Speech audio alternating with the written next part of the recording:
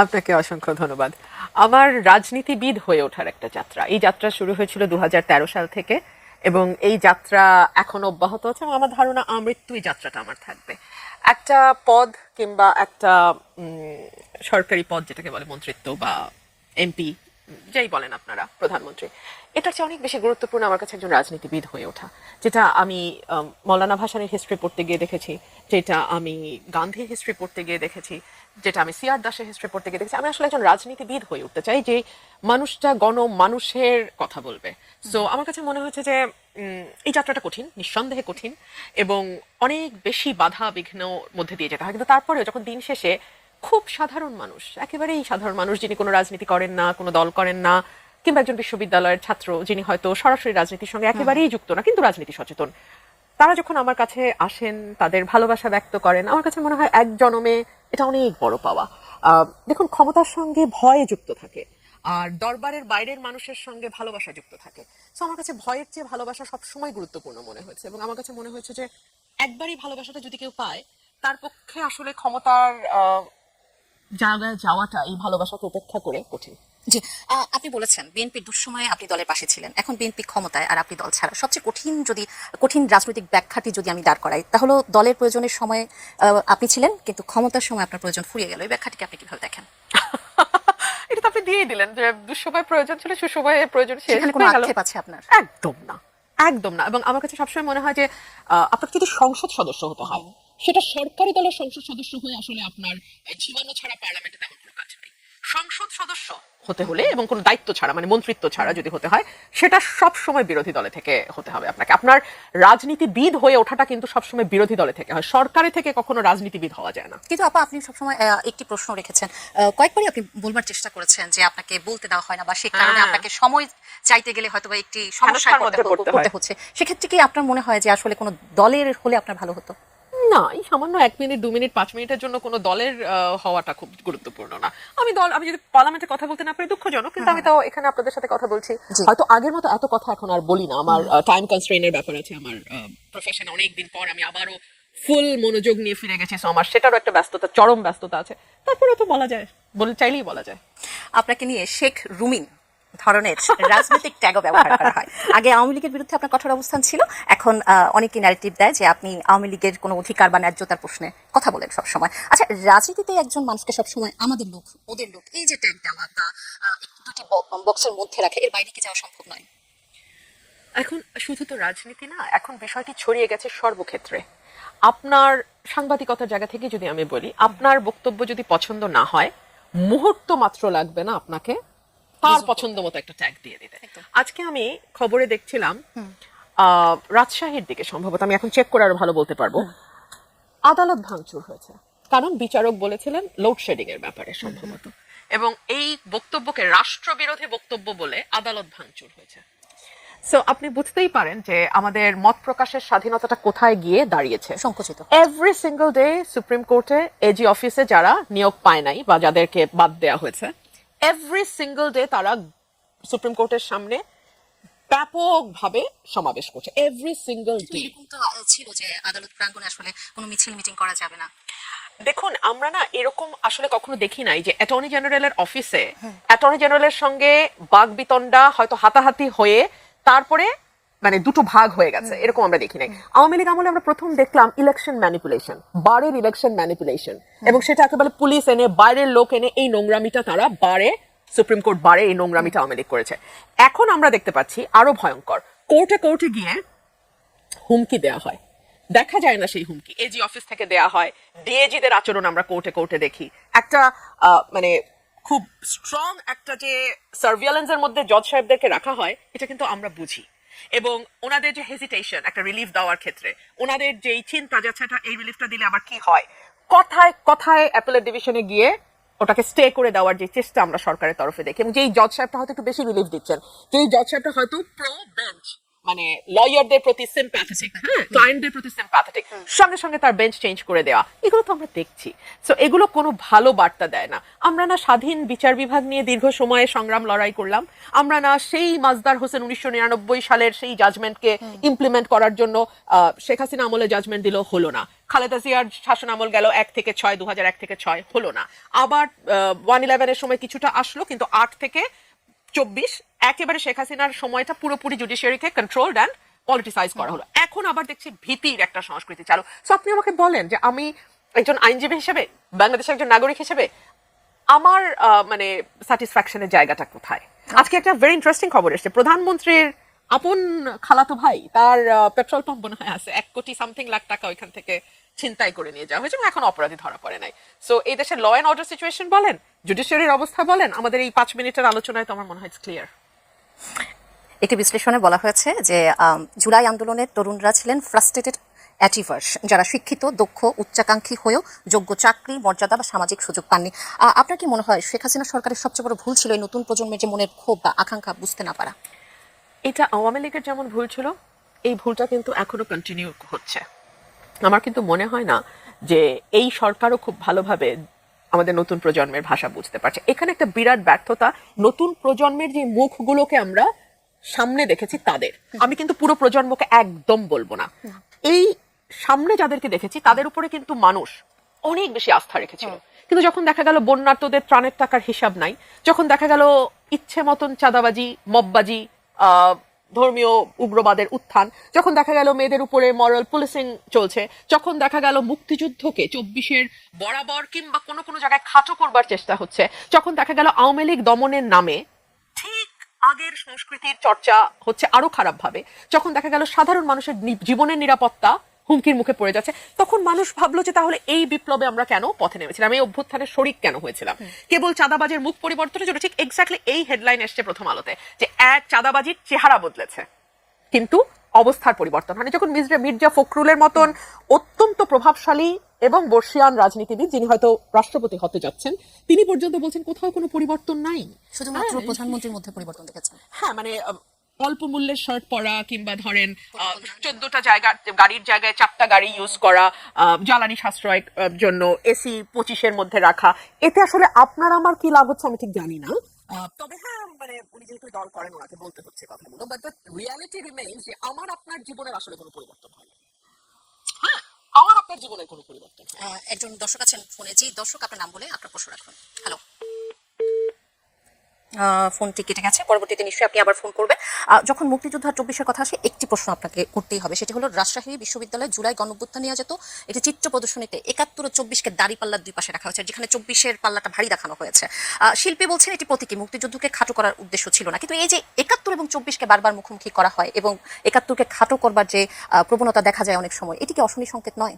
আপনার মনে হয় না যেটা করাই হয় আওয়ামী লীগকে আরো বেশি স্ট্রেংথেন করার জন্য, এবং এর মধ্যে দিয়ে আওয়ামী লীগ আবারও বলার সুযোগ পায় যে মুক্তিযুদ্ধ এবং তার চেতনা কেবলমাত্র তাদের হাতেই নিরাপদ? অর্থাৎ যারা আওয়ামী লীগ করে এবং আওয়ামী লীগের ফলোয়ার্স, সাপোর্টার্স, ওয়ার্কার্স, তারার বাইরে আর কেউ মুক্তিযুদ্ধকে ভালোবাসে না, ধারণ করে না, লালন করে না, শ্রদ্ধা করে না, সম্মান করে না, তাই না? ঠিক যেভাবে চাঁদাবাজি, ঠিক যেভাবে মববাজি, ঠিক যেভাবে নারীর প্রতি সহিংসতা, আইন শৃঙ্খলা পরিস্থিতির অবনতি, জুডিশিয়ারির উপর হামলা, এই সব কিছুর মধ্যে দিয়ে আমরা আওয়ামী লীগকে আবারও ফিরিয়ে আনবার পথ অনেক বেশি সুগম করি। একইভাবে মুক্তিযুদ্ধকে যখন আমরা 24-এর সঙ্গে মুখোমুখি করি, আবারও আমরা সেই আওয়ামী লীগকে অনেক বেশি শক্তিশালী করে দেই এবং আমরা প্রাসঙ্গিক, এবং আমরা আবারও আমাদের অ্যাক্টিভিটিস এর মধ্য দিয়ে সেই শেখ হাসিনা যেটা বলতেন যে আওয়ামী লীগের হাতেই মুক্তিযুদ্ধ নিরাপদ, এর বাইরে আর কারো হাতে না, সেটাকেই কিন্তু আমরা স্টাবলিশ করি। এখন এই কথাগুলো যেমন দুদিন আগে খালেদ মহিউদ্দিন আমাকে তার একটা শোতে বলছিলেন যে আমি গুপ্ত আওয়ামী লীগ কিনা, এটা দেখলাম খুব ভাইরাল হয়েছে। ভাই, আমি গুপ্ত সুপ্ত কিছুই না, আমি খুবই প্রকাশ্য, সাদাকে সাদা কালোকে কালো বলা মানুষ। হ্যাঁ, এই যে আমি কথাগুলো বললাম, একটাও কিন্তু আওয়ামী লীগকে স্ট্রেংথেন করবে না, কিন্তু আপনার অ্যাক্টিভিটিস, হ্যাঁ, আপনি আজকে জামাতের ছত্রছায়ায় বা বিএনপির ছত্রছায়ায় বা সরকারি দলের ছত্রছায়ায় বসে আপনি যে আকাম কুকাম কুকর্মগুলো করে দেশের মানুষের নাভিশ্বাস উঠায় ফেলতেছেন, এগুলা কিন্তু আওয়ামী লীগের পথ সুগম করবে। সো যদি আওয়ামী লীগকে আসার পথ কেউ করে দেয়, সেটা আপনারা। আর যদিও আমি ব্যক্তিগতভাবে কোনো রাজনৈতিক দল কাগজে কলমে নিষিদ্ধের পক্ষে না, এটা আমি জামাত নিষিদ্ধের সময় থেকে বলে আসতেছি। মানে তখন কিন্তু আমাকে বলা হয়তো আমি আইএসআই, তখন বলা হয়তো আমি জামাত শিবির, তখন বলা হয়তো আমি রাজাকার, এক্সেট্রা এক্সেট্রা এক্সেট্রা। এখন আমার পুরো পাশার হয়ে গেছে, এখন আমি হয়ে গেছি শেখ রুমিন, এখন আমি হয়ে গেছি ফ্যাসিস্ট। মানে ইটস আ হিলারিয়াস কান্ট্রি। এই দেশে মানুষের কোনো মানে একটু চিন্তা করেন ভাই, একটা কথা বলবেন, দুটো মিনিট চিন্তা করেন। অবশ্যই। দুজন দর্শক আছেন, প্রথম জন জি হ্যালো, আপনার নাম বলে আপনার প্রশ্নটি রাখুন। আসসালামু আলাইকুম, আমি মোহাম্মদ দেলোয়ার হোসেন পটুয়াখালী থেকে বলছি। জি বলুন। দেলোয়ার হোসেন, আমরা আপনাকে শুনতে পাচ্ছি। আপনার কাছে যে আমরা সাধারণ জনগণ বিদ্যুৎ বিল ডাবল দিচ্ছি, কিন্তু 24 ঘন্টার ভিতরে 22 ঘন্টা বিদ্যুৎ পাচ্ছি না, রাত্রে বাচ্চা আমাদের কাঁপতে হয়। এই বিষয়ে আপনি জাতীয় সংসদে কথা বলবেন কিনা? 2 নম্বর প্রশ্ন হচ্ছে যে ফেসিস গেল, সে বিদায় নিয়ে গেল, কিন্তু বাংলাদেশের অস্তিত্ব ইতিহাস 32 নম্বর ভাঙচুর হলো, বাংলাদেশের সোনার ছেলেরা আর্মিরা তাকিয়ে তাকিয়ে হাসলো আর দেখলো। ডক্টর ইউনূস এবং তার প্রেস সচিব শফিকুল আলম বলল এরা প্রেসার গ্রুপ, তো তাহলে সন্ত্রাসী তারা উস্কে দিলেন। এবং বর্তমান সরকার কাপি ক্যাপ টিয়ার পিসিবি ফ্যামিলি ক্যাপ কৃষিকাজ দিচ্ছে, কিন্তু দলীয় কর্মী ছাড়া, মুসলিমের কিছু লোক ছাড়া বাইরে সাধারণ জনগণ পাচ্ছে না। আসলে এটা কি আসলে কি নতুন বাংলাদেশের নমুনা? বুঝতে পেরেছি আমরা। অসংখ্য ধন্যবাদ দেলোয়ার হোসেন আপনাকে আপনার ফোনটি করবার জন্য। যে আরেকজন আছেন দর্শক, জি দর্শক আপনার নাম বলে আপনার প্রশ্নটি রাখুন। Hello hello. আসসালামু আলাইকুম। ওয়ালাইকুম আসসালাম, জি বলুন আপনার নাম বলে প্রশ্নটি রাখুন। সাভার থেকে জি হুমান, আমি আপনি বলুন। রুমিন আপার একজন, তো শুনতে পাচ্ছি আমরা। আমি রুমিন আপার একজন পরিচিত মুখ। আমি জানতে চাচ্ছি রুমিন আপা কি আবার আমাদের দলে ফিরে আসবেন কিনা? অসংখ্য ধন্যবাদ আপনার প্রশ্নের জন্য। এই প্রশ্নটি দিয়ে আমি শুরু করতে চাই আপনার কাছে, যে এই প্রশ্ন দিয়ে আমি শুরু করেছিলাম সেই প্রশ্ন ঘুরে ফিরে আসছে। এখন যদি বিএনপি থেকে এমন বলা হয় যে আপনি আবার দলে ফিরবেন কিনা, আপনি কি ফিরবেন? ফিরলে তো আমি অন্য স্বতন্ত্ররা যখন চিঠি দিয়েছে আমি চিঠি দিতাম, আমার যদি ফেরার ইচ্ছা থাকতো আমি চিঠি দিতাম। সো ফিরবার আর আমার মনে হয় না কোনো কারণ আছে। আচ্ছা, দেলোয়ার হোসেন সাহেব যে কথাটি বলছিলেন নতুন বাংলাদেশ, আমি সপ্তাহে 3 দিন গ্রামে থাকি, এইবার আরো লম্বা সময় 5 দিন ছিলাম। যাদের বাসায় আইপিএস নাই তারা কিন্তু বুঝতে পারে লোডশেডিং কাহাকে বলে, কত প্রকার ও কি কি। 10 থেকে 12 ঘন্টা, সামটাইমস ইভেন মোর কারেন্ট থাকে না, এবং বলা হয় যে তার ছিঁড়ে গেছে, মানে আশুগঞ্জের, মানে আমি আমার এলাকায় বলছি, বিদ্যুৎ কেন্দ্রের কোনো সমস্যা হয়েছে এক্সেট্রা এক্সেট্রা, কিন্তু দ্য ফ্যাক্ট রিমেইনস 12 থেকে 14 ঘন্টা, 10 থেকে 12 ঘন্টা বিদ্যুৎ থাকে না। লোডশেডিং। জি। 2 হচ্ছে ফ্যাক্ট রিমেইনস মানুষের 2 গুণ 3 গুণ 4 গুণ পর্যন্ত বিদ্যুৎ বিল গত 2 মাসে বেশি আসছে। এখন পর্যন্ত সরকারের তরফে আমরা কোনো জবাব শুনি নাই। ফ্যাক্ট রিমেইনস 2001 থেকে 2006 যিনি বিদ্যুৎ প্রতিমন্ত্রী ছিলেন এবং যার কারণে সরকারকে ভয়াবহ ইমেজ সংকটে পড়তে হয়েছে, সেই মন্ত্রী ইকবাল হাসান মাহমুদ টুকুকে এখন ফুল মিনিস্ট্রি দেওয়া হয়েছে। ফ্যাক্ট রিমেইনস এই মন্ত্রী জ্বালানি তেল যখন ভয়াবহ সংকট চলছে, এই লোক প্রতিদিন সংসদে দাঁড়ায় বলছে কোনো সংকট নাই জ্বালানি তেলের। এই লোক প্রতিদিন সংসদে দাঁড়ায় বলছে আমাদের উদ্বৃত্ত তেল আছে। এই লোক প্রতিদিন বলেছে জ্বালানির দাম বাড়বে না। এরপরে যখন ঠিকই 125 টাকার অক্টেন 145 টাকা হলো, অমনি আমরা দেখলাম লাইন গায়েব হয়ে গেল। এই লোক যখন ফুল মিনিস্টার তখন একবার যেমন জ্বালানি তেলের সংকট হলো, এরপর আরম্ভ হলো গ্যাসের সংকট, এবং এমনই গ্যাসের সংকট যে গত 15-20 দিন কোনো চুলা জ্বলে নাই। আমি ঢাকার এলিফ্যান্ট রোডে থাকি, 15 দিন কোনো চুলা জ্বলে না। আমি মাটির চুলা রান্না করেছি এবং এরপর আমি সিলিন্ডার খেয়েছি, কারণ আমার বাসা পুরনো বাসা, এখানে গ্যাস লাইন আছে।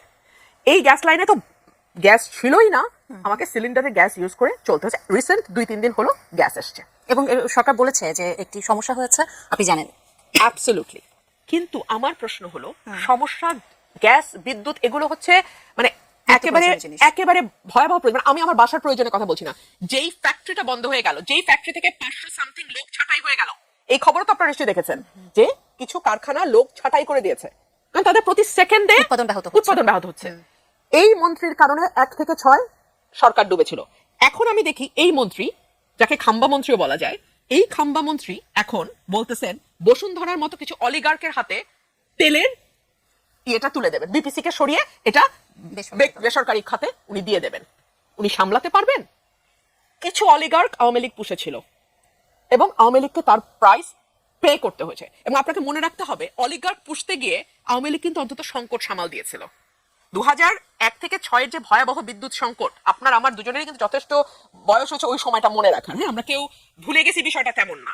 সো এই 1 থেকে 6 যে ভয়াবহ সংকট তৈরি হয়েছিল, আমরা তো দেখলাম যে 8 হাসিনা ক্ষমতায় আসার পরে কুইক রেন্টালের মাধ্যমে, হ্যাঁ বিদ্যুৎ বিল অনেক বেশি আসছে, কিন্তু অ্যাটলিস্ট ওই লোডশেডিং থেকে মানুষ বাঁচছিল। সরকারের আজকে যদি আমি বলি এই যে কুইক রেন্টালের হাজার হাজার কোটি টাকা আমাদের গচ্চা, এটার পিছনে তো এর আগের সরকারের ব্যর্থতা দায়ী। আগের সরকার যদি এরকম মিজারেবলি ফেল না করতো তাহলে তো আওয়ামী লীগকে ক্ষমতায় এসে এইভাবে যথেচ্ছ দুর্নীতি করে নিজস্ব লোকদেরকে কুইক রেন্টাল দিয়ে এই 15 বছর এত এত টাকা ইনকামের সুযোগ দিতে পারতো না। এখন শুনি এই খাম্বা মন্ত্রী ইকবাল হাসান মাহমুদ টুকু তিনি নাকি বেসরকারি করে দেবেন তেল। আপনি আমাকে বলেন সিলিন্ডারের দাম গ্যাস বলেছিল যে সরকার নির্ধারণ করবে, 1800 টাকার সিলিন্ডার কত টাকা দিয়ে কিনতে হয়? তেল পারবে সরকার নিয়ন্ত্রণ করতে? এবং যখন যেই মুহূর্তে তেলের দামটা বেসরকারি খাতে চলে যাবে, তাদের নিয়ন্ত্রণে চলে যাবে তেল, সেই মুহূর্ত থেকে আপনি মনে রাখবেন বাংলাদেশের ব্যবসা বাণিজ্য থেকে শুরু করে সাধারণ মানুষের জীবন পর্যন্ত পুরোপুরি জিম্মি হয়ে যাবে, সরকার জিম্মি হয়ে যাবে কয়েকটা গ্রুপের হাতে। সরকারের পক্ষ থেকে বলা হচ্ছে যে 10 বছর মেয়াদী জ্বালানি খাতকে নিয়ে তারা দীর্ঘমেয়াদী পরিকল্পনা করছেন। সেই পরিকল্পনা আপনি কি মনে করেন যে সেটি কত বাস্তবায়িত হবে? আমি জানি না সরকার কি পরিকল্পনা করছে, কারণ আমরা তো আসলে খুবই সরকার প্রধানের মুখ থেকে তো আমরা রোজি অ্যান্ড ফ্লাওয়ারি কথাবার্তা ছাড়া কোনো কাজের কথা তো আসলে ওভাবে শুনি না। সো আমি বলতে পারবো না সরকারি কি পরিকল্পনা। আমাদের বিদ্যুৎ মন্ত্রী কি কিছু বলেছেন যে তাদের কি পরিকল্পনা? আমি জানি না তাদের জ্বালানি নিয়ে কি সেক্ষেত্রে পরিকল্পনা। এই প্রশ্ন যখন আসে তখন 180 দিনের একটি চ্যালেঞ্জ ছিল বর্তমান সরকারের। সেই 180 দিনের চ্যালেঞ্জে বিভিন্ন মন্ত্রণালয়ের যারা দায়িত্বপ্রাপ্ত রয়েছেন তাদের জন্য কতটুকু চ্যালেঞ্জিং হবে, বিশেষ করে যদি এটাকে আপনি ধরেন? 180 দিন নিয়ে আচ্ছা, আমি একটা নিউজ আজকে দেখতে দেখতে আসছিলাম, পুরনো নিউজ, এটা আমি সংসদে কথা বলেছি। 100 দিনের খতিয়ান, 100 দিনের রিপোর্ট টিআইবি বলছিল 605 জন খুন 100 দিনে বিএনপি রিপোর্টেড, 3500-র উপরে নারী নির্যাতন, ধর্ষণ এরকম কাছাকাছি 2-2,500। সো এই হলো সরকারের খতিয়ান। চুরি ছিনতাই মানে একেবারে দৃষ্টিকটুভাবে বেড়েছে, এটা ছিল তাদের আইন শৃঙ্খলার রিপোর্ট। এবার আসেন বিদ্যুৎ জ্বালানি খাত, কারণ এগুলো খাতগুলো খুব গুরুত্বপূর্ণ খাত। বিদ্যুৎ জ্বালানি খাতে আসেন, বিদ্যুৎ থাকে না 10-12 ঘন্টা, বিল আসে ডাবল ট্রিপল, গ্যাস নাই দীর্ঘ সময়। গ্যাসের মানে আমার ধরুন আশুগঞ্জ সার কারখানা, সংসদে দাঁড়িয়ে এই মন্ত্রী, আটার ব্যর্থ মন্ত্রী যিনি এর আগের সরকারকে 1 থেকে 6 বিএনপিকে ডুবাইছিলেন, তিনি বলতেছেন যে আশুগঞ্জে নাকি তিনি গ্যাস দেবেন, সংসদে ওয়াদা করছিলেন আমার প্রস্তাবের প্রেক্ষিতে। 1 মাস মধ্যে তার 30শে মের মধ্যে গ্যাস দেওয়ার কথা, যখন গ্যাস হয় না আমি আবার দাঁড়ালাম সংসদে। আমি যখন বললাম উনি বললো না এটা চাইলেই দেওয়া যায় না, এক্সেট্রা এক্সেট্রা। মাননীয় স্পিকার ওনাকে সাবধান করলেন যে আপনি সংসদে যা বলবেন সেটা ডেটার ভিত্তিতে জেনে শুনে তারপরে ওয়াদাটা করবেন। আপনার ইচ্ছা হলো আর পল্টন ময়দানের মতন ওয়াদা দেওয়া শুরু করলেন, you cannot do that. But that's what that minister did. এবং তাকে তো কোনো জব দিতে আওতায় আনা হয় নাই। সড়কের কথায় আসেন, যেই মন্ত্রী প্রথমবার কথা বলে ধরা খাওয়ার পর আর কথা বলেন না, তিনি বললেন চাঁদাবাজি সমঝোতার ভিত্তিতে হচ্ছে, বিসমিল্লাহ। এরপরে তারপর উনি মুখে তালা লাগাই দিলেন। কিন্তু 2টা ঈদে তার পারফরমেন্স দেখেন। ফ্যামিলি কার্ড দেয়া হচ্ছে বিএনপির নেতা কর্মী, আত্মীয় পরিজন, বন্ধু বান্ধব, কাজের লোক সবাইকে। বিরোধী দলের যে জায়গাগুলো, সেই জায়গায় টিআর কাবিখাত বরাদ্দ থেকে শুরু করে উন্নয়ন প্রকল্প বরাদ্দ বন্ধ, টোটালি বন্ধ। এবং যেই জায়গাগুলোতে সরকারি দলের এমপি নাই সেখানে ওনাদের প্রাইভেট কি বলে ওই সংরক্ষিত মহিলা এমপিদের দিয়ে ওনারা মাতব্বরি করাচ্ছেন। এইটুকু সেন্স নাই যে একটা ইলেক্টেড এমপি আর একটা সিলেক্টেড এমপির মধ্যে দিস গালফ অফ ডিফারেন্স। আমার মনে হয় না যে এই সরকার আসলে যে 10 বছরের পরিকল্পনা বলে 10 মাস কিভাবে কি করবে আমি জানি না। একজন দর্শক আছেন ফোনে। জি দর্শক, আপনার নাম বলে আপনার প্রশ্নটি রাখুন। হ্যালো। আসসালামু আলাইকুম। ওয়ালাইকুম আসসালাম। জি বলুন। আমার বস। হ্যালো। জি শুনতে পাচ্ছি আপনাকে। হ্যাঁ, হ্যালো, আসসালামু আলাইকুম। ওয়ালাইকুম আসসালাম। আপনাকে শুনতে পাচ্ছি আমরা। আমি ঢাকা থেকে ফোন করেছি। আমার বয়স 73 বছর। জি বলুন। আমি অত্যন্ত বয়স্ক মানুষ। স্বাধীনতা সংগ্রাম, জাসদের উত্থান, 91 সংগ্রাম, একটু বিশেষ সংগ্রাম